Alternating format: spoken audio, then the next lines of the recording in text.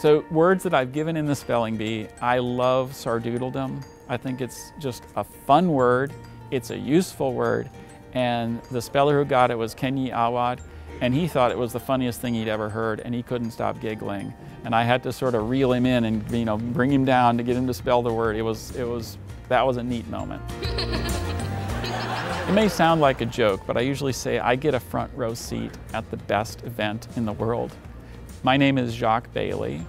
I am the official pronouncer for the Scripps National Spelling Bee. As a child, I had a total fascination with language. I was trying to learn French all my life. I still am. The spelling bee sort of fed into that in 6th grade, and Latin in high school. I sort of drifted throughout my life. Just one thing would keep interesting me, and languages kept my interest all the way up till now. I didn't win any spelling bees in 6th and 7th grade, so I was really hungry and really wanted to win. And in 8th grade, that was when I won each spelling bee I was in until I won the big national spelling bee. In the national spelling bee, my final word was elucubrate. And believe it or not, the runner-up word was glitch. And glitch is an everyday word now, but at that time, remember, this is like Ataris were computers then. And so glitch was a new word, and the origin was from German. So the speller before me spelled it with TSCH, and at that point I had to correct the spelling, so I tried TCH and it worked.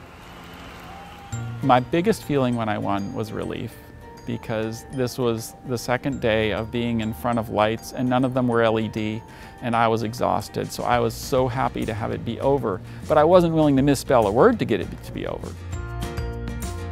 I became involved with the National Spelling Bee because I wrote to them and I said, I don't know if you remember me, but I won the spelling bee 10 years ago, and since then I've learned Latin and Greek and German and a lot more French. And I think I have a skill set you might need for something or other. And it just so happened that they did need somebody to be associate pronouncer, which is, at that point, was basically a chief fact checker at the Bee. I had a hidden mission because I thought they were using words that were too hard. I thought that we don't need words that nobody's ever heard of to get a champion. And at that point, believe it or not, we didn't. But now they study so hard that we need the impossible words. Most of us in our daily life might misspell accommodate. These kids are at an age where their memory is amazing, and they have time to devote to this, and they love it. We need to find words like Ursprache, because they've studied so much that you gotta look for the nooks and crannies. So these kids have a very deep knowledge and deep intuition, a Sprachgefühl, a feeling for the language, that is much broader and wider and more informed than most adults. People think length matters for these spellers. For most of them it doesn't. A long word is usually a lot easier. The 4-letter words are often the hardest. I have a particular view about human rights. I think the most fundamental one is a right to education.